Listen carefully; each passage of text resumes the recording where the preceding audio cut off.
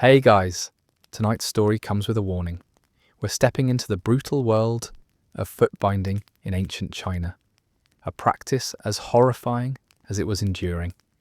If you thought beauty standards today were harsh, wait until you hear what women were expected to endure for a lifetime of broken bones.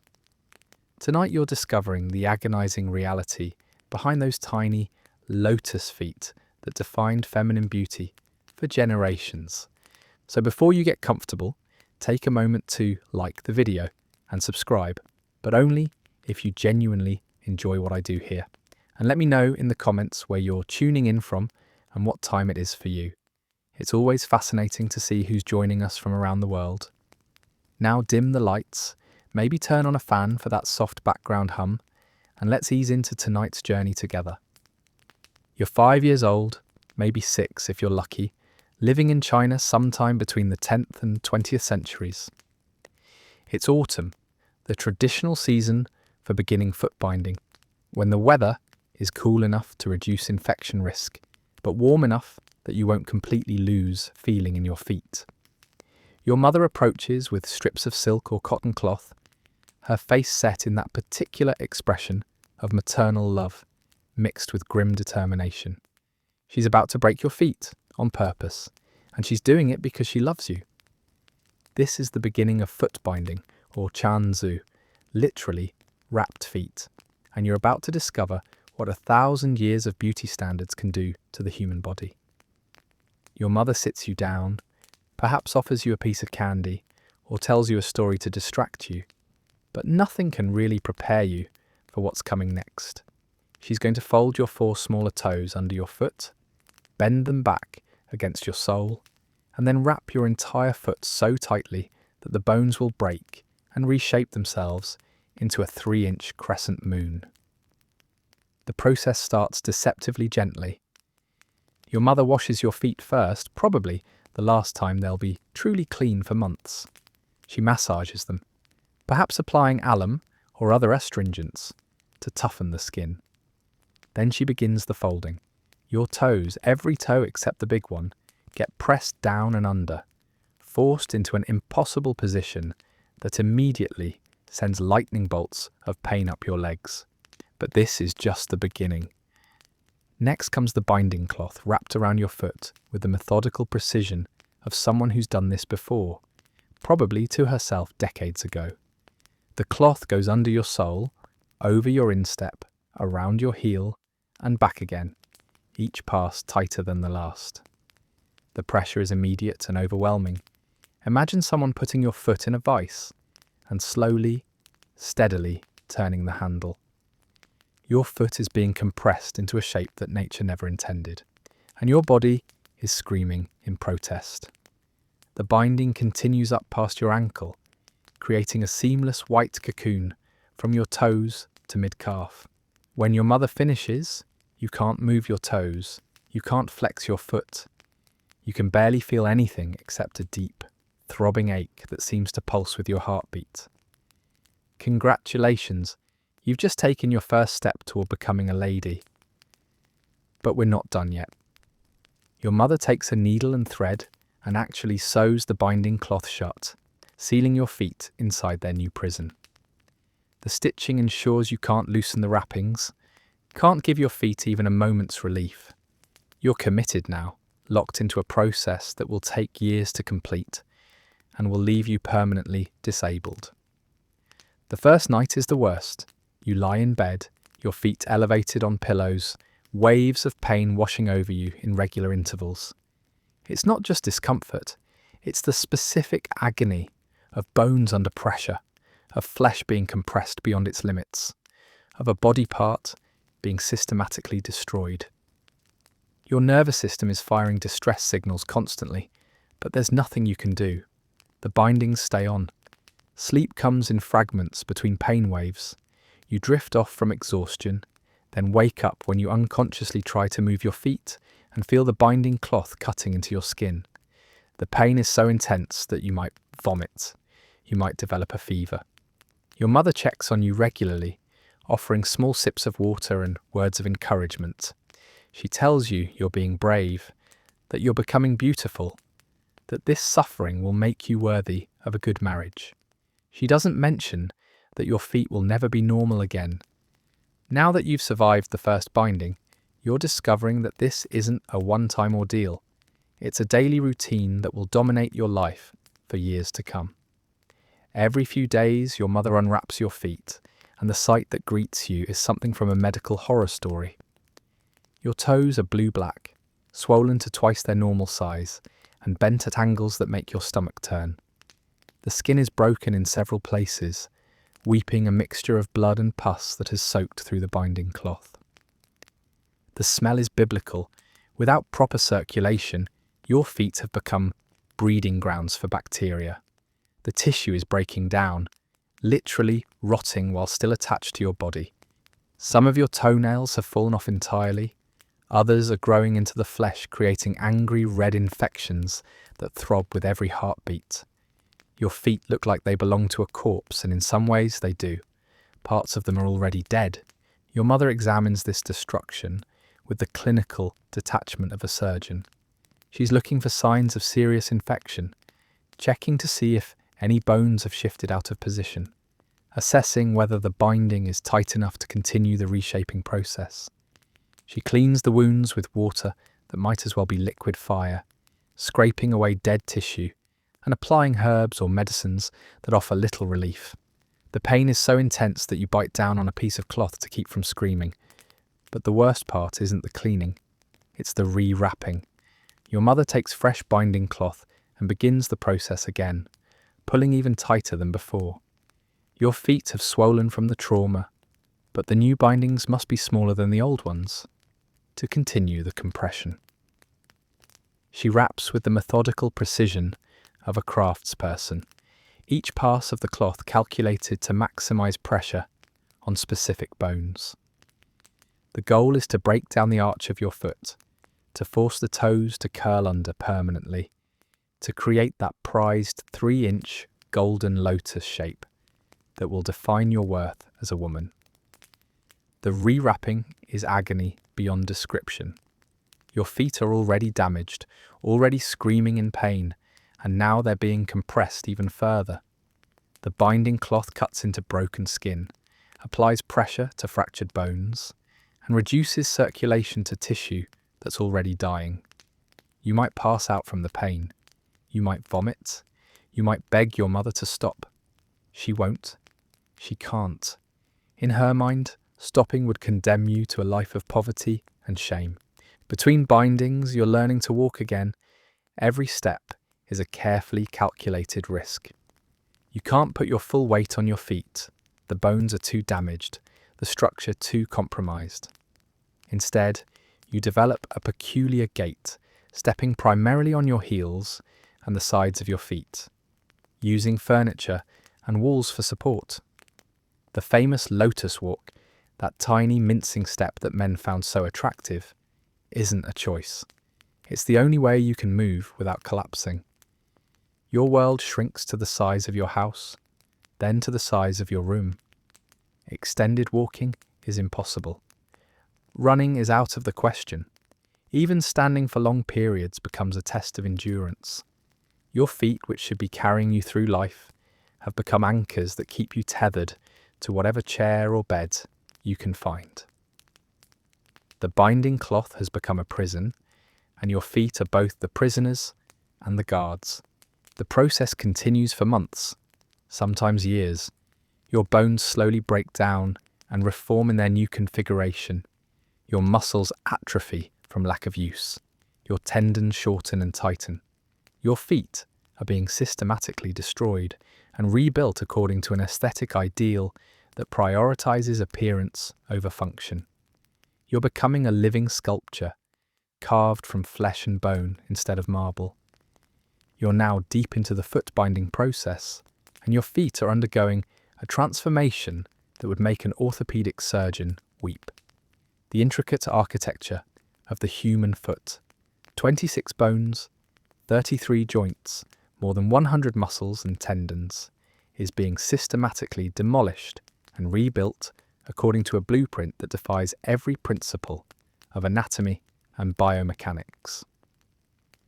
Let's start with what's happening to your toes. The 4 smaller toes are being forced into a position that breaks them at multiple points.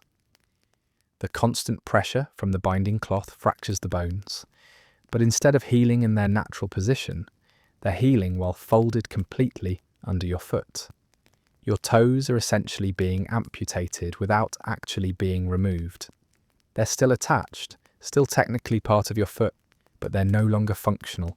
They've become decorative elements, hidden away beneath your sole like a terrible secret. The process is horrifyingly precise.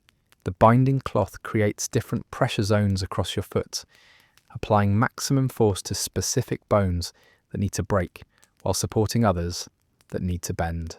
Your metatarsals, the long bones in the middle of your foot, are being compressed and twisted. The natural arch of your foot is being crushed, forcing the arch bones to collapse inward. Your heel bone is being pulled forward while your toe bones are being pushed back, creating a bizarre accordion effect that reduces your foot's length by more than half. The pain is architectural in scope. It's not just surface discomfort, it's the deep, structural agony of a building being demolished from the inside. Every bone in your foot is under stress. Every joint is being forced beyond its range of motion. Every muscle is being stretched or compressed beyond its limits. Your nervous system is constantly firing distress signals, but there's no escape. The binding cloth ensures that your feet maintain their new, impossible shape, while the bones slowly surrender to the pressure. Your body tries to adapt, but evolution never prepared it for this level of systematic destruction. Your feet develop thick calluses where the binding cloth cuts into the skin, but underneath, the tissue is breaking down faster than it can heal. Blood flow is severely restricted, which means your feet aren't getting the oxygen and nutrients they need to recover from the constant trauma. Parts of your feet are literally dying while still attached to your body. The infection risk is constant and terrifying. Open wounds, restricted blood flow, and tight bindings create perfect conditions for bacteria to flourish. Your feet might develop gangrene, which could spread up your legs if left untreated. Some girls lose toes to infection. Some lose entire feet. Some die from sepsis when the infection reaches their bloodstream. The beauty ideal you're pursuing might literally kill you. But if you survive the acute phase, something even more disturbing happens. Your feet begin to adapt to their new shape.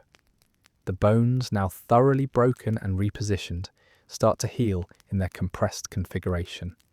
Your muscles learn to work around the structural damage. Your nervous system adjusts to the constant low-level pain. You're not getting better, you're getting used to being broken. The final result after years of this systematic torture is a foot that measures roughly 3 inches from heel to toe, about the size of a modern woman's thumb. But calling it a foot is almost a courtesy. It's more like a flesh-covered architectural disaster, a biological sculpture that prioritizes form over function to an insane degree. Your golden lotus feet are marvels of human endurance and monuments to the power of beauty standards to override basic survival instincts. Walking on these feet is like trying to balance on 2 small unstable platforms. Your weight is distributed across a surface area that's far too small to support you properly. Every step requires careful calculation and significant pain tolerance. You move like someone walking on broken glass because, in many ways, you are. The fragments of your former foot bones are still in there, held in place by scar tissue and sheer determination. Now that your feet have been successfully bound and you've survived the initial years of agony, you're discovering that your suffering has earned you a place in a complex social hierarchy where your worth as a human being is literally measured in inches. Your 3-inch feet mark you as a member of the upper classes, a woman too refined for physical labour, too delicate for the rough world of farming and trade. Congratulations, you've successfully crippled yourself into respectability. The social signalling is immediate and unmistakable. In a world where most women work in fields or shops, your bound feet announce that you're different. You can't plant rice because you can't bend over without falling. You can't carry water because you can't maintain your balance with heavy loads. You can't chase after children because you can't actually run. Your disability has become your badge of honour, proof that your family can afford to keep a daughter who contributes nothing to the household economy except her potential marriage value. Marriage prospects are indeed the entire point of this exercise. Matchmakers inspect your feet with the same scrutiny modern car buyers apply to engine components. They measure them, examine the binding technique, assess the arch curvature, and judge the overall aesthetic achievement. Your feet are evaluated like prize livestock, and your entire future depends on how well your mother managed to break and reshape them. A poorly bound foot, too large, improperly shaped, or showing signs of amateur technique, can doom you to spinsterhood, or marriage to a man of lower social standing. The inspection process is humiliating in ways that would make a modern person physically ill. You sit quietly while strange women unwrap your feet, examining your deformed toes like they're inspecting produce at a market. They comment on the arch height, the heel positioning, the overall symmetry. They might make suggestions for improvement, as if your feet were a craft project that could be adjusted with better technique. Your feet are discussed, criticised, and praised while you remain silent. Your worthiness as a wife being determined by how successfully you've been mutilated. But the social benefits come with a price that goes far beyond physical pain. Your bound feet have made you utterly dependent on others for basic survival. You can't walk long distances, which means you can't leave your house without assistance. You can't work, which means you can't support yourself financially. You can't flee danger, which means you're helpless in any emergency. Your beautiful feet have turned you into a living doll, decorative but fundamentally helpless. The dependency is total and intentional. A woman who can't walk far can't run away from an abusive husband. A woman who can't work can't achieve financial independence. A woman who can't even stand for long periods can't participate in the broader world of commerce and politics. Your bound feet have made you the perfect wife for a system that values female submission above all else. You're literally unable to leave, even if you wanted to. Your daily life becomes a series of carefully managed activities designed around your physical limitations. You're carried in sedan chairs or supported by servants when you need to move. You spend most of your time sitting, developing skills that can be performed while stationary. Embroidery, music, poetry, conversation. Your world has shrunk to the size of whatever room you happen to be in, and your ambitions have been compressed to match your foot size. The irony is devastating. The very feature that makes you marriageable also makes you a burden to your future husband. Your bound feet, which were supposed to make you more attractive and valuable, have created a person who requires constant care and assistance. You're like an expensive pet, beautiful to look at, pleasant to have around, but ultimately dependent on others for your basic needs. Your husband will need to hire servants to help you with simple tasks, arrange transportation whenever you need to go anywhere, and design his household around your physical limitations. Other women become both your allies and your competitors in this strange world. Women with bound feet form a sisterhood of shared suffering, but they also compete ruthlessly for the attention of men who have limited options for wives with properly bound feet. You bond over shared experiences of pain and limitation, but you also scrutinize each other's feet for flaws that might give you an advantage in the marriage market. The pain you've endured has created both solidarity and rivalry. The men who desire your bound feet are participating in a form of institutionalized fetishism that would be recognized as deeply disturbing in any other context. They're attracted to your disability, aroused by your helplessness, and proud of owning a wife who can't function independently. Your suffering has become their sexual preference, your limitation their source of pride. The men who desire bound feet aren't just choosing a wife, They're choosing a living symbol of their power over women. You're now a mother yourself, and the most horrifying realization is dawning on you. It's time to bind your own daughter's feet. The cycle of authorized cruelty that was inflicted on you must now be perpetuated by your own hands. Your daughter is 5 years old, the same age you were when your mother approached you with those strips of binding cloth. She trusts you completely, looks up to you as her protector and guide, and you're about to deliberately break her feet. The moral complexity is staggering. You know exactly what you're about to do to your daughter because you've lived through it yourself. You remember the pain, the infections, the years of agony. You remember the helplessness, the dependency, the way your world shrank to the size of whatever room you could manage to reach. You know that you're about to condemn your daughter to a life of physical limitation and chronic pain. And yet you also know that failing to bind her feet would condemn her to social exile, poverty, and unmarriageability. This is the terrible mathematics of foot binding. It's simultaneously an act of love and an act of violence, a way of protecting your daughter and a way of destroying her. You're trapped in a system that offers no good choices, only degrees of harm. Binding her feet will cause her tremendous suffering, but give her a chance at a respectable marriage. Leaving her feet natural will spare her the physical agony, but doom her to life as a social outcast. There's no option that doesn't involve sacrificing some aspect of your daughter's well-being. The preparation is a ritual of maternal cruelty. You gather the binding cloth, prepare the herbs and medicines, choose the right day in the lunar calendar. You might pray to ancestors or deities, asking for strength to do what needs to be done. You steel yourself for your daughter's screams, for the moment when trust turns to betrayal in her eyes. You're about to become the agent of her suffering, and you know it. Your daughter approaches the binding process with the same innocence you once possessed. She might be excited, thinking this is a special grown-up ritual that will make her beautiful.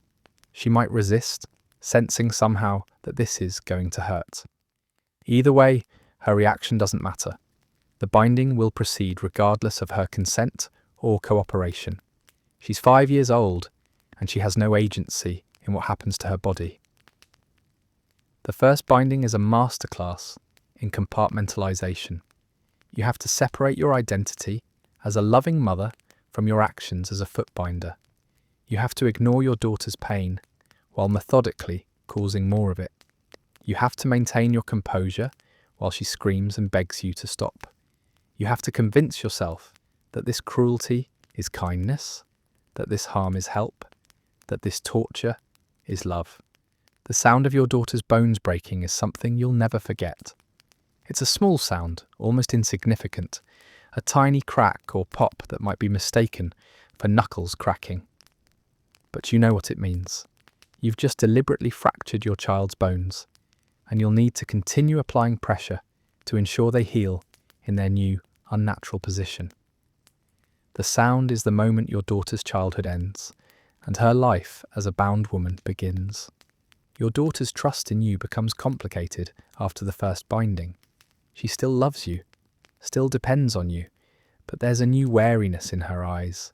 She's learned that sometimes mothers hurt their children, that love can involve systematic cruelty, that the person who protects you can also be the person who harms you. The binding process has introduced a fundamental complexity to your relationship that will never fully resolve. The daily care routine becomes a dance of necessary cruelty. You must cause pain to prevent greater pain, inflict suffering to avoid infection, maintain the torture to achieve the desired result. You become an expert in your daughter's agony, able to read the signs of serious infection, to adjust the binding tension for maximum effect, to provide just enough relief to prevent complications without compromising the reshaping process. Other mothers become your support network and your competition. You share techniques for effective binding, trade remedies for infection, and compare your daughter's progress. The conversations are surreal.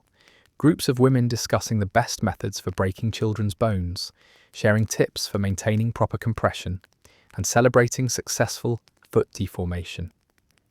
You're part of a community of maternal torturers, united by shared experience and mutual understanding of necessary cruelty. The guilt is constant and suppressed.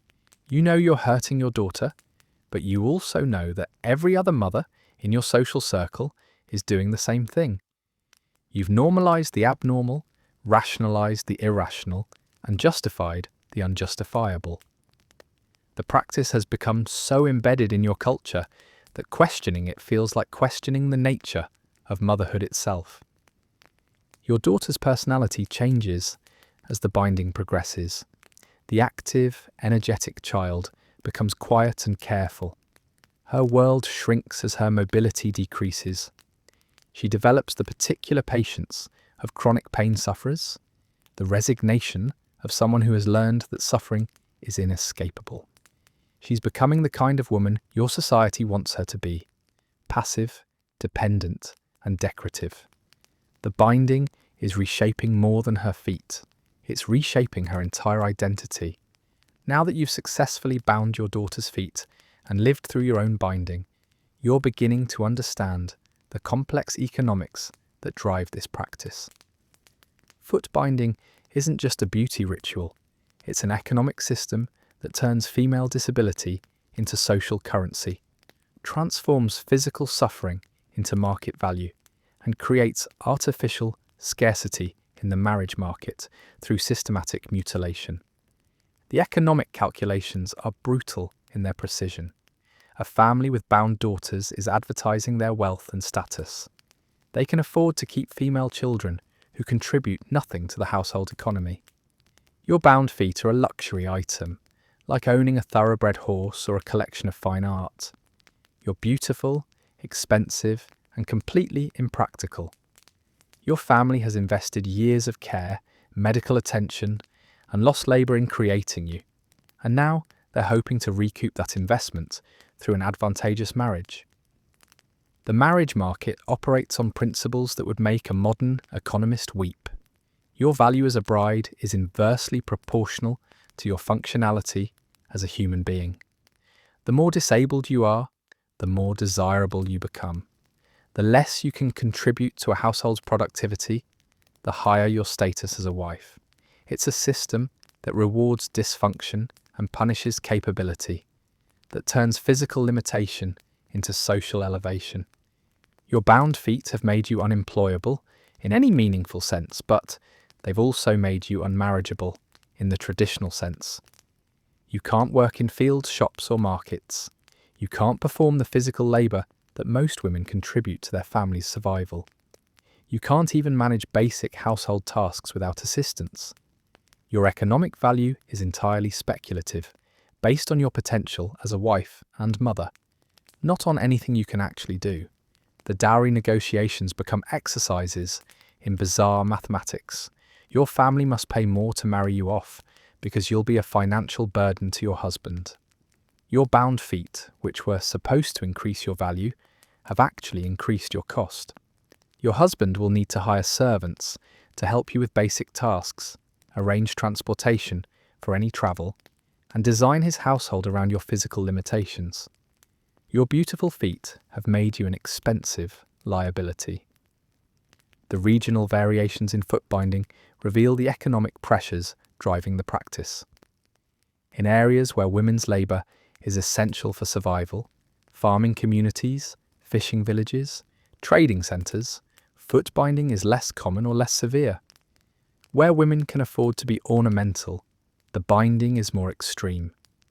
Your feet have become a barometer of economic conditions, a physical manifestation of your family's financial status. The class implications are staggering. Upper-class women have the smallest feet because they can afford the most extreme binding. Middle-class women have moderately bound feet that balance marriageability with some functionality. Working-class women often have unbound feet because their families can't afford to lose their labour. Your foot size has become a more reliable indicator of social status than your clothing, jewellery or housing. The servant economy that develops around bound feet is both extensive and disturbing. Families with bound daughters employ wet nurses, nannies, seamstresses, and general servants to handle tasks that the daughters can't perform. Your disability has created employment opportunities for other women, but it's also created a system where the wealthy literally cannot function without the labour of the poor. Your bound feet have made you a parasite on the working class, beautiful but essentially useless. The medical costs are enormous and ongoing. Foot binding requires constant medical attention to prevent life-threatening infections. Families spend fortunes on herbs, medicines, and treatments to keep their daughters' feet from killing them. The practice has created an entire medical specialty focused on managing the complications of deliberate mutilation. Your beautiful feet have become a permanent medical emergency. The insurance calculations, if they existed, would be fascinating. Women with bound feet are more likely to suffer falls, more prone to infections, more susceptible to complications during childbirth, and more dependent on others for basic survival. They're higher risk individuals in every measurable way, but society has decided that this risk is worth taking for the sake of beauty and status. Your bound feet have made you a walking actuarial nightmare. The economic impact extends beyond individual families to entire communities. Regions that practice foot binding extensively have lower overall productivity because a significant portion of the female population is functionally disabled. The practice reduces the labour force, increases medical costs, and creates artificial dependencies that drain resources from productive activities. Your beautiful feet have made your entire society less efficient and less prosperous. You're now experiencing the most private and disturbing aspects of life with bound feet. The intimate physical realities that are rarely discussed but always present. Your feet, those supposedly beautiful and desirable golden lotuses, are actually biological disasters that create constant challenges for basic human functions like bathing, sleeping, and sexual intimacy. The hygiene situation is a nightmare that would horrify a modern person. Your bound feet can't be properly cleaned because unwrapping them risks infection and structural damage. Instead, you engage in a careful maintenance routine that involves partial unwrapping, quick cleaning of accessible areas, and immediate rebinding. The result is that your feet are permanently unwashed, accumulating months or years of dead skin, dried blood, and bacterial growth. The smell is indescribable. Your bound feet generate their own ecosystem of bacteria, fungus, and decomposing tissue. The binding cloth traps moisture and heat, creating perfect conditions for microbial growth. The smell is so intense that it can fill a room, so distinctive that people can identify bound feet by odour alone. Your beautiful feet have become biological weapons that clear spaces wherever you sit or lie down. The texture of your feet is equally disturbing.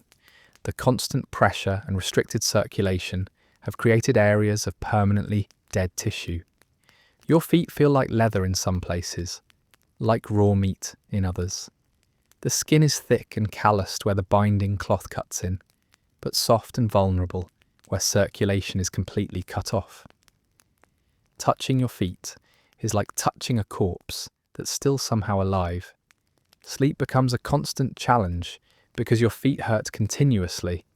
The pain isn't just during the day when you're moving, it's a constant, throbbing ache that never fully subsides. You develop elaborate sleeping positions designed to minimize pressure on your feet, but there's no position that eliminates the discomfort entirely. You sleep in fragments, waking whenever you unconsciously move your feet and trigger a fresh wave of pain.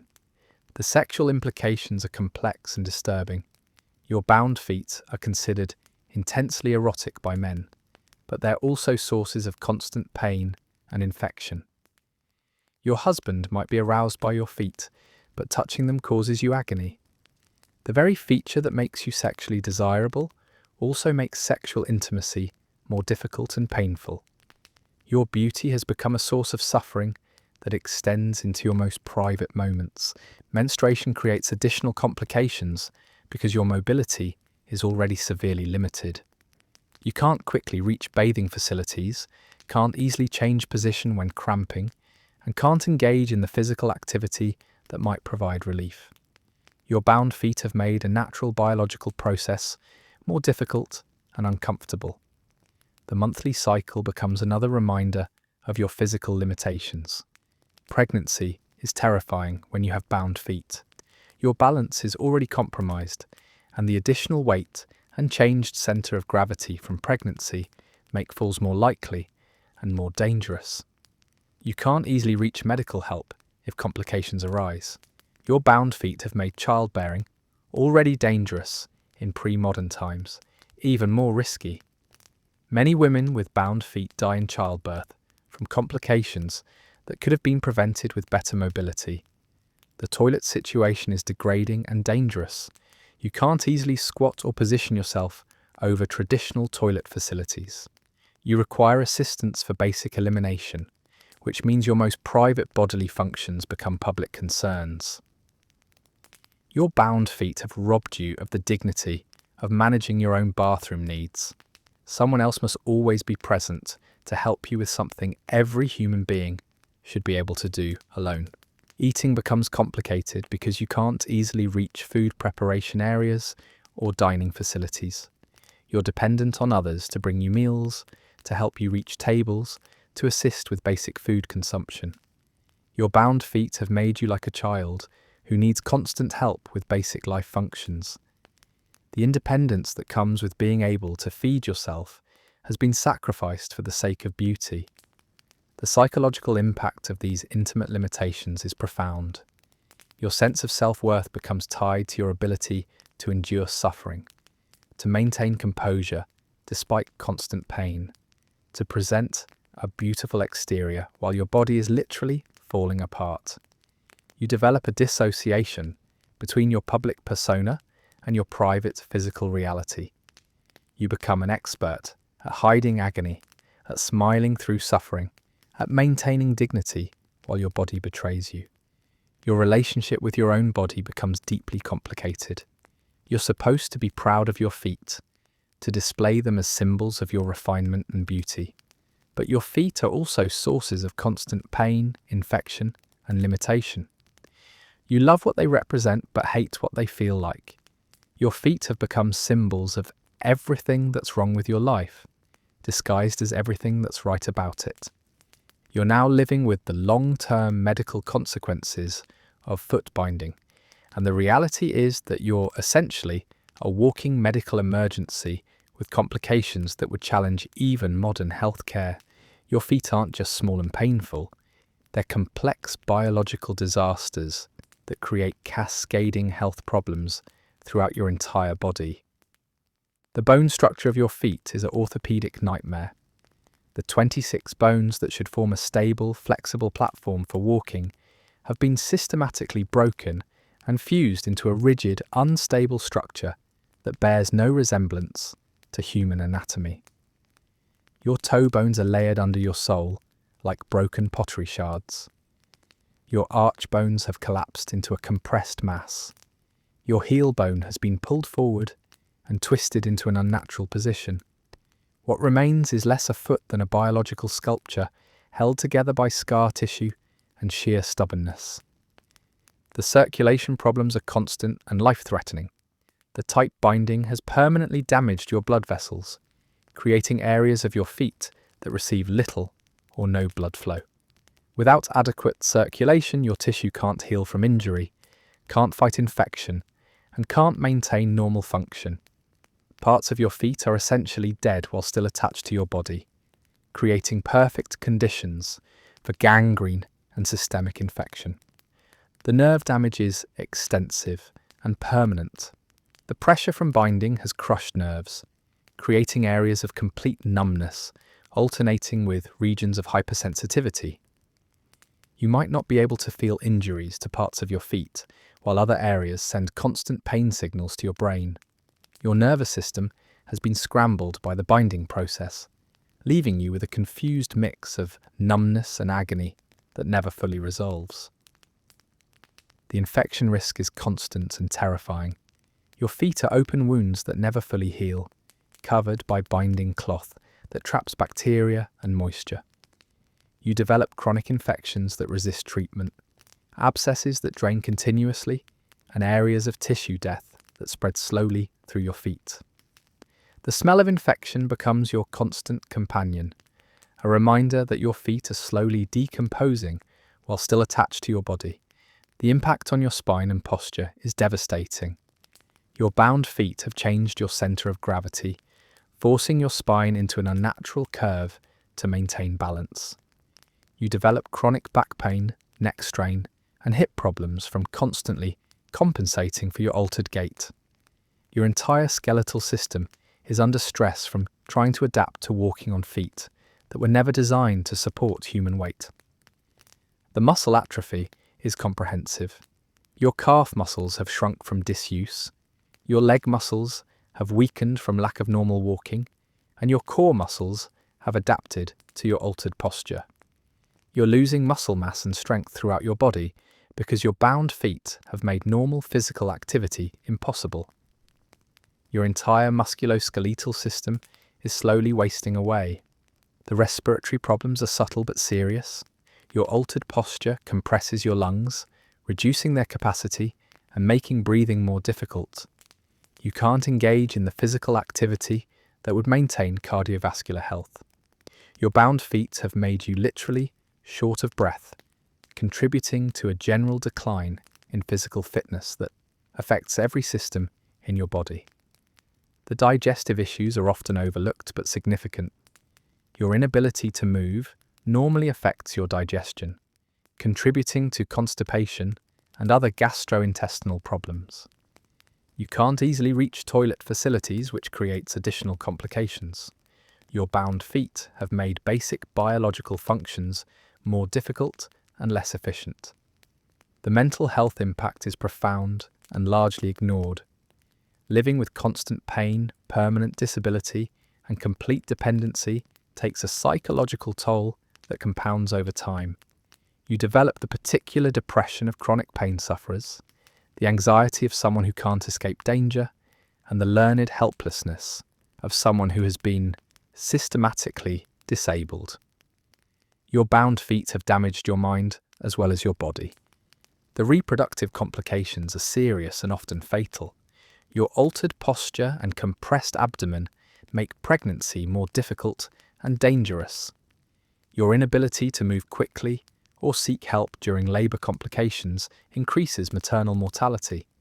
Your bound feet have made the already risky process of childbearing even more dangerous, contributing to high rates of maternal death. The longevity statistics are grim. Women with bound feet don't live as long as women with natural feet. The constant infections, limited mobility, and cascading health problems reduce life expectancy significantly. Your beautiful feet have literally shortened your life, trading years of existence for moments of admiration. The treatment options available to you are primitive and often counterproductive. Traditional Chinese medicine offers herbs for pain and infection, but these treatments are designed to manage symptoms rather than address the underlying structural damage. There's no cure for what's been done to your feet because the damage is too extensive and too fundamental. You're managing a permanent medical crisis, not recovering from a temporary injury. The irony is that the medical establishment that treats your foot binding complications is the same establishment that endorses the practice. Doctors who understand the devastating health consequences of foot binding continue to recommend it for social and cultural reasons. Your physicians are treating the symptoms of a condition they actively promote, creating a medical system that profits from deliberate mutilation. You're now deep enough into the foot binding experience to understand that this isn't just about beauty standards. It's about a complex aesthetic philosophy that finds beauty in suffering, elegance in dysfunction, and perfection in destruction. Your bound feet represent a cultural commitment to the idea that the most beautiful things are also the most fragile, the most refined, and the most removed from practical function. The aesthetic ideal of bound feet is rooted in a particular understanding of femininity that equates beauty with helplessness. Your 3-inch feet are considered beautiful precisely because they're useless. They demonstrate that you're so refined, so elevated above practical concerns, that you don't need functional feet. Your disability has become a luxury item, a way of advertising that you're too precious for the rough world of work and survival. The visual appeal of bound feet is carefully constructed through layers of concealment and suggestion. Your feet are always wrapped in silk, hidden in tiny embroidered shoes, glimpsed only in fragments. The aesthetic pleasure comes not from seeing your actual feet, which would horrify most observers, but from imagining what might be underneath the bindings. The beauty is in the fantasy, not the reality. The fetishization is explicit and disturbing. Men don't just admire bound feet, they're sexually aroused by them. They're attracted to the idea of owning a woman so disabled that she can't escape, so dependent that she can't survive without assistance, so fragile that she might break if handled roughly. Your suffering has become their pleasure, your limitation their satisfaction. The poetry and literature surrounding bound feet reveals the depth of this aesthetic perversion. Writers compose elaborate metaphors comparing your feet to lotus flowers, crescent moons, and other delicate natural objects. They celebrate your inability to walk as evidence of your spiritual elevation. They romanticize your pain as proof of your refinement. Your agony has been transformed into art, your disability into poetry. The shoe culture that develops around bound feet is a masterpiece of denial and decoration. The tiny shoes you wear are exquisitely crafted, embroidered with silk threads, decorated with pearls and precious stones. They're works of art designed to cover works of destruction. The shoes are so beautiful that they distract from the horror they contain, so perfect that they make observers forget about the imperfect feet inside them. The photography and visual documentation of bound feet reveals the gap between representation and reality. In paintings and photographs, bound feet look mysterious and elegant. Wrapped in silk and positioned for maximum aesthetic impact, the artists carefully avoid showing the actual feet, the infections, the deformity, the pain. The visual record is a systematic lie that preserves the fantasy while hiding the truth. The cultural symbolism is layered and contradictory. Your bound feet represent purity and corruption, beauty and ugliness, refinement and barbarism. They're symbols of everything your culture values and everything it fears. They represent female virtue and female oppression, male desire and male cruelty. Your feet have become cultural hieroglyphs that mean everything and nothing simultaneously. The aesthetic evolution shows how beauty standards can become increasingly extreme over time. Early foot binding was less severe, creating smaller but still functional feet. Over centuries, the ideal became progressively more extreme, demanding smaller and more deformed feet. Your generation represents the pinnacle of this aesthetic evolution, the point where beauty standards became so extreme they're incompatible with human survival. The comparison to other cultural practices of beautification reveals the uniqueness of foot binding in its scope and severity. Other cultures practice scarification, lip plates, neck elongation, and various forms of body modification, but none approaches the systematic disability created by foot binding. Your culture has taken the universal human desire for beauty and pushed it to a logical extreme that destroys the thing it's supposed to enhance. The philosophical implications are staggering. Your bound feet represent a culture that has decided beauty is more important than function, appearance more valuable than capability, and aesthetic pleasure more significant than human suffering. They're the physical manifestation of a worldview that prioritizes form over substance, surface over depth, and masculine desire over feminine welfare. You're now understanding foot binding as a highly technical craft that requires years of training and considerable expertise to perform correctly. Your mother didn't just randomly wrap your feet in cloth. She applied a sophisticated knowledge base, passed down through generations of women who had perfected the art of systematic mutilation. The binding techniques vary by region, social class, and family tradition, but all share certain fundamental principles. The goal is to create maximum compression while maintaining enough circulation to prevent immediate death of the tissue. Too loose, and the bones won't break properly. Too tight, and the foot dies and falls off.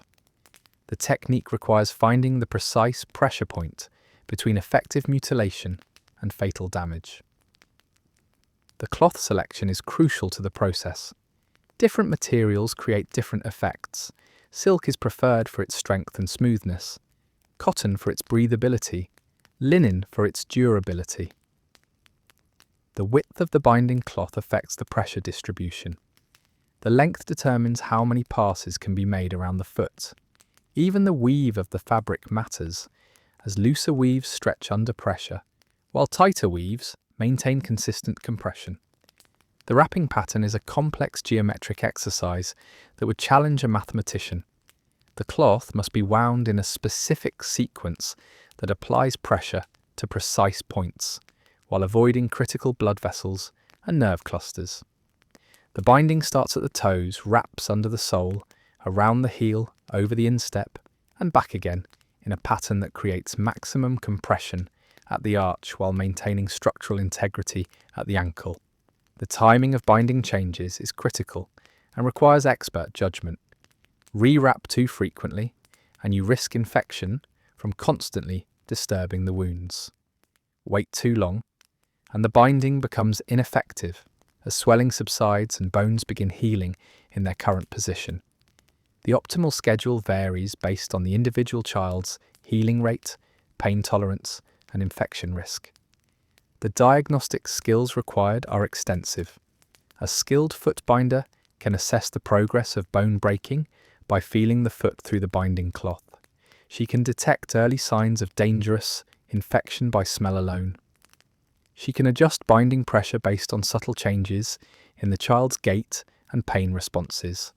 She's essentially a specialized physician whose expertise is focused on creating and managing deliberate injury. The toolkit is simple, but precisely designed. Special needles for sewing the binding cloth shut, small knives for cutting away dead tissue, specific herbs for treating infection, particular oils for softening the binding cloth. Each tool has been refined over generations to maximize effectiveness in the specific task of foot binding maintenance. The seasonal considerations affect every aspect of the process. Winter binding risks frostbite in feet with compromised circulation. Summer binding increases infection risk from heat and humidity. Spring and autumn are preferred for initial binding because temperature fluctuations are moderate. The lunar calendar is consulted to choose auspicious dates for beginning the process. The age calculations are precise and unforgiving. Begin too early, and the bones are too soft to maintain their new shape as the child grows. Begin too late, and the bones are too hard to break and reshape effectively. The optimal window is narrow, usually between ages 4 and 7, and missing it can doom the child to poorly bound feet that satisfy no one. The pain management techniques are sophisticated but limited. Skilled binders know which herbs reduce pain without interfering with the binding process, which positions minimize discomfort during rewrapping, which distractions help children endure the procedure. The goal isn't to eliminate pain, that's impossible, but to keep it at manageable levels that don't interfere with the binding schedule. The quality assessment is rigorous and uncompromising.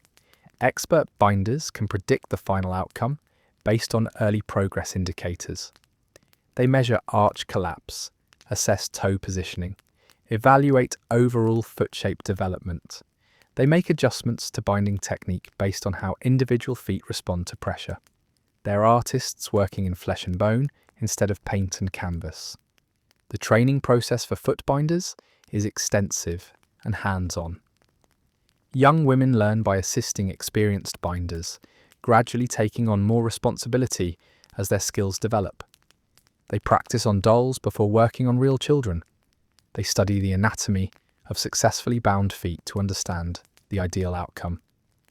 They develop the emotional detachment necessary to inflict systematic suffering on children. The innovation within the tradition shows how technical practices evolve even when their fundamental purpose remains unchanged. Different families develop signature techniques, specialized tools, or unique binding patterns. Regional variations emerge based on local preferences and available materials. The practice remains essentially the same, while constantly adapting to local conditions and preferences. You're now discovering that not everyone accepts foot binding passively, and resistance takes many forms, from individual acts of defiance to organized social movements that challenge the entire system. Even within a culture that considers bound feet essential for female respectability, there are women who refuse to participate, families who reject the practice, and communities that question its necessity. The individual resistance begins early and takes various forms. Some young girls fight the initial binding with such determination that their families give up the attempt. Others repeatedly loosen their bindings, sabotaging the process through persistent non-compliance. A few manage to unbind their feet entirely, enduring the social consequences in exchange for physical freedom. These acts of resistance require tremendous courage because they mean accepting social exile and unmarriageability. The family resistance is more complex and often more effective. Some fathers refuse to allow their daughters' feet to be bound, prioritizing their children's well-being over social expectations. Some mothers secretly loosen bindings or apply them less severely than required. Some families move to regions where foot binding is less common or less strictly enforced. These acts of familial protection create islands of sanity within a sea of systematic cruelty. The regional variations reveal how local communities can modify or reject practices that seem universal. In areas where women's labour is essential for survival, foot binding is less common or less severe. Minority ethnic groups often maintain their own standards of beauty that don't include bound feet. Border regions influenced by foreign cultures may adopt alternative aesthetic ideals. Geography and economics create natural resistance to foot binding in certain areas. The religious opposition provides moral framework for resistance. Some Buddhist and Taoist teachings emphasize the importance of preserving the natural body, creating religious grounds for opposing foot binding. Christian missionaries, when they arrive, consistently oppose the practice as barbaric and unchristian. Religious communities sometimes become refuges for women with unbound feet, offering alternative paths to respectability. The economic arguments against foot binding become increasingly compelling as China modernizes. Families realize that disabled daughters are economic burdens rather than assets. Communities recognize that foot binding reduces overall productivity by disabling half the population. Economic development creates new opportunities for women that require mobility and functionality incompatible with bound feet. The educational movement plays a crucial role in undermining foot binding. Schools that admit girls often refuse to accept students with bound feet, creating incentives for families to leave daughters' feet natural. Education provides alternative sources of status and respectability that don't depend on physical appearance. Educated women become advocates against foot binding, using their literacy and social position to to argue for change. The political resistance emerges as China encounters Western ideas about human rights and gender equality. Reformers argue that foot binding weakens China by disabling half its population. Revolutionaries see foot binding as a symbol of everything wrong with traditional Chinese society. Political movements incorporate opposition to foot binding into broader programs of social reform and modernization. The medical opposition develops as Western medicine introduces new understanding of anatomy and physiology. Chinese doctors trained in Western techniques recognize foot binding as medically harmful and socially destructive. Medical authorities begin speaking out against the practice, providing scientific arguments to supplement moral and economic objections. The international pressure becomes significant as China's contact with the outside world increases. Foreign observers consistently describe foot binding as barbaric and backward. International criticism creates pressure for change, particularly among Chinese elites who care about their country's reputation abroad. Global standards of civilization begin to influence local practices. The generational conflict intensifies as younger women exposed to new ideas question practices their mothers accepted without question. Daughters argue with mothers about the necessity of foot binding. Young women refuse to bind their own daughters' feet, even when pressured by older relatives. The generational transmission of foot binding begins to break down as each new cohort becomes more resistant to the practice. The legal challenges begin to emerge as governments start taking positions against foot binding.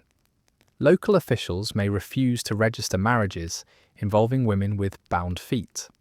Educational institutions exclude students with bound feet from certain programs. Legal systems begin recognizing foot binding as a form of child abuse rather than a cultural practice. The legal framework that once protected foot binding begins to turn against it. The social movements that develop around opposing foot binding create new forms of female solidarity. Women organize to support each other in resisting family pressure to bind feet. They create alternative social networks that don't depend on bound feet for status. They develop new definitions of beauty and respectability that celebrate functionality over dysfunction. These movements represent the first organized female resistance to patriarchal beauty standards in Chinese history. You're witnessing the gradual collapse of foot binding as a social institution, and the process is as complex and painful as the practice itself. The end of foot binding doesn't happen overnight. It's a slow transformation that takes generations and creates its own forms of suffering and confusion as centuries of tradition crumble under the weight of social change. The transition period is particularly brutal for women caught between two worlds. Your generation might be the last to have bound feet, making you relics of a dying tradition.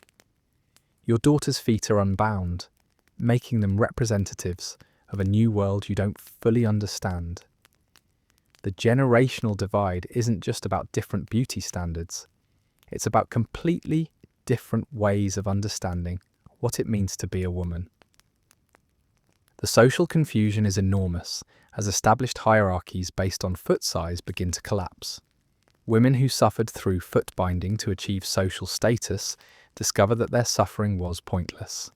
Young women with natural feet are gaining access to opportunities that were denied to their bound-footed mothers. The social system that justified foot binding is disintegrating, leaving its victims without compensation for their suffering. The economic disruption affects entire communities built around foot binding. Specialists who made their living binding feet find themselves unemployed. Craftspeople who created tiny shoes lose their market. Servants who cared for disabled women discover their services are no longer needed. The end of foot binding eliminates entire economic sectors that depended on female disability. The identity crisis among bound-footed women is profound and largely ignored.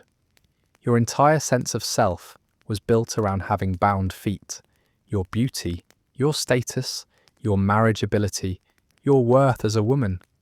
As foot binding becomes stigmatized rather than celebrated, you're forced to reconceptualize everything you believed about yourself. The feature that defined your identity has become a source of shame. The medical challenges of the transition are complex and poorly understood. Some women attempt to unbind their feet, but years of binding have created permanent structural damage that can't be reversed. Others maintain their bindings while living in a world that no longer values them. The medical establishment that once supported foot binding now struggles to treat its long-term consequences. The family dynamics become increasingly strained as different generations follow different standards. Mothers with bound feet struggle to understand daughters who can run and work and travel. Daughters with natural feet feel guilty about opportunities their mothers never had. The practice that once united women across generations now divides them into separate camps with incompatible experiences. The cultural memory begins to fade and distort as foot binding disappears from daily life. The reality of foot binding, the pain, the infection, the disability, gets lost as the practice becomes historical rather than contemporary. Future generations romanticize foot binding as a quaint cultural tradition rather than understanding it as systematic torture. The truth becomes sanitized and sentimentalized. The political appropriation of foot binding's end serves various ideological purposes. Reformers claim credit for ending a barbaric practice. Traditionalists blame foreign influence for destroying Chinese culture. Feminists use foot binding as evidence of patriarchal oppression. Nationalists argue that ending foot binding demonstrates China's modernization. Everyone has a narrative about what foot binding meant and why it ended. The educational challenges are significant as societies attempt to explain foot binding to generations who never experienced it. How do you convey the reality of foot binding to people who have never lived in a world where it was normal? How do you explain why entire societies participated in systematic child abuse? How do you make sense of a practice that seems incomprehensible from a modern perspective? The archaeological evidence left behind by foot binding tells its own story. Graves contain the tiny shoes and deformed bones of bound-footed women. Museum collections preserve the binding cloths and specialized tools. Physical evidence documents a practice that surviving accounts might otherwise dismiss as exaggerated or fictional. The bones don't lie about what was done to them. The psychological legacy continues long after the practice ends. Families carry guilt about what was done to previous generations. Communities struggle with collective memory of widespread participation in child abuse. Societies attempt to reconcile their cultural heritage with moral revulsion at historical practices. The trauma of foot binding extends beyond its immediate victims to entire cultures. The international implications of foot binding's end affect China's relationship with the broader world. The practice becomes a symbol of everything Western observers found objectionable about Chinese culture. Its elimination becomes proof of Chinese progress and modernization. The end of foot binding serves as evidence that cultures can change, that harmful traditions can be abandoned, that progress is possible. The unresolved questions linger long after foot binding ends. Why did the practice persist for so long? How did entire societies convince themselves that torturing children was necessary? What other harmful practices might contemporary societies be engaging in without recognizing their cruelty? Foot binding becomes a cautionary tale about the power of social norms to override basic human compassion. Now lying in your warm bed with your healthy, functional feet, you're confronting the reality that foot binding wasn't ancient history. It persisted well into the 20th century.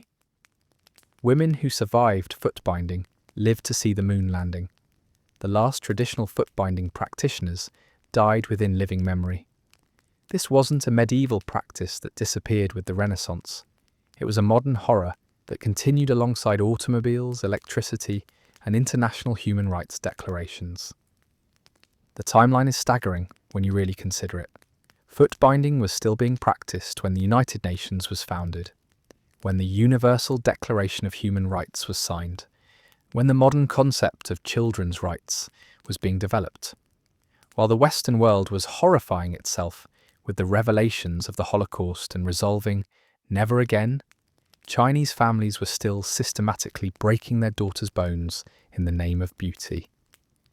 The photographic evidence from the early 20th century is particularly disturbing because it documents foot binding in the age of modern medicine and international communication. These aren't primitive practices hidden in remote villages. They're documented medical procedures performed in the full knowledge of their consequences. The images show elderly women unwrapping their bound feet, revealing the full extent of the deformity with the clinical precision of medical photography. The survivor testimonies are haunting in their matter-of-fact descriptions of systematic torture. Women interviewed in the 1960s and 1970s described their foot-binding experiences with the same casual tone they might use to discuss their education or marriage arrangements. The normalization is complete. They don't describe themselves as victims because, within their cultural context, they weren't. They were successful products of a system that measured female worth in inches of foot length. The medical documentation from Western doctors who encountered bound feet provides clinical evidence of the practice's effects. X-rays reveal the full extent of bone damage, showing feet that have been systematically crushed and reformed. Medical reports describe infections, circulation problems, and the long-term health consequences of foot binding. The clinical language makes the horror somehow more immediate and undeniable. The economic analysis of foot binding's decline reveals how quickly social practices can change when economic incentives shift. As China modernized and women's labor became more valuable, foot binding disappeared with a remarkable speed. Practices that had persisted for 1,000 years vanished within a generation when the economic calculations changed. The speed of the transformation demonstrates how economic forces, more than moral arguments, ultimately drive social change. The feminist interpretation of foot binding has evolved as women's rights movements have developed more sophisticated analyses of patriarchal oppression. Early feminists saw foot binding as evidence of male cruelty toward women. Later analysis recognized the role of women in perpetuating the practice, complicating simple narratives of male oppression and female victimization. Contemporary feminist thought grapples with the intersection of cultural tradition, economic necessity, and gender oppression that made foot binding possible. The cultural appropriation issues surrounding foot binding in contemporary times reveal ongoing misunderstandings about the practice. Fashion designers have created foot binding inspired shoes that romanticize the aesthetic while ignoring the suffering. Art installations have used foot binding imagery without acknowledging its reality as torture. The cultural memory of foot binding has been sanitized and commodified, stripped of its horror and reduced to exotic aesthetics. The psychological research on foot binding survivors reveals long-term trauma patterns that persist decades after the practice ended. Women who underwent foot binding show higher rates of depression, anxiety, and chronic pain conditions. The trauma isn't just physical, it's psychological, stemming from childhood experiences of systematic torture performed by trusted caregivers. The research suggests that foot binding created psychological damage that extended far beyond its physical effects. The comparative analysis with other forms of culturally sanctioned child abuse reveals foot binding's unique characteristics. Unlike circumcision or scarification, foot binding created permanent disability that affected every aspect of life. Unlike other beauty practices, Foot binding required continuous maintenance and created ongoing medical risks. The scope and severity of foot binding surpass virtually every other cultural practice involving deliberate harm to children. The human rights implications of foot binding continue to resonate in contemporary discussions about cultural relativism and universal rights. Can practices be justified as cultural traditions when they involve systematic harm to children? How do societies balance respect for cultural diversity with protection of human rights? Foot binding serves as a test case for these debates, an extreme example that challenges comfortable assumptions about cultural tolerance. The prevention science perspective examines foot binding as a case study in how harmful practices persist and how they can be eliminated. The factors that sustained foot binding for a millennium: economic incentives, social pressure, cultural normalization, lack of alternatives, provide insights into how other harmful practices might be addressed. The methods that successfully eliminated foot binding offer templates for addressing contemporary forms of culturally sanctioned harm. And here you are, in your comfortable bed, with your healthy feet, contemplating a practice that seems impossible to believe, but happened to millions of women. The distance between your experience and theirs is measured not just in years, but in entirely different concepts of what human life should be like. Your feet, which you probably never think about unless they hurt, represent a freedom that was denied to countless women throughout history. The lesson of foot binding isn't just about the past, it's about the present and future. It's about the power of social norms to override compassion, the ability of economic systems to justify cruelty, and the capacity of human beings to rationalize almost anything in the name of tradition or beauty. Foot binding ended, but the psychological and social mechanisms that made it possible persist in different forms throughout the world. As you drift off to sleep tonight, your healthy feet warm under the covers, remember that the capacity for both systematic cruelty and eventual change lies within every human society. The women who suffered through foot binding weren't from a different species, they were human beings like you, caught in social systems that convinced them that torturing children was necessary and normal. Their experience stands as both a warning about human nature and a testament to the possibility of change. The story of foot binding is ultimately a story about power. Who has it, how it's used, and how it can be challenged. It's about the power of social norms to shape individual choices, the power of economic systems to determine value, and the power of human beings to resist even the most entrenched practices when they finally recognize them as harmful.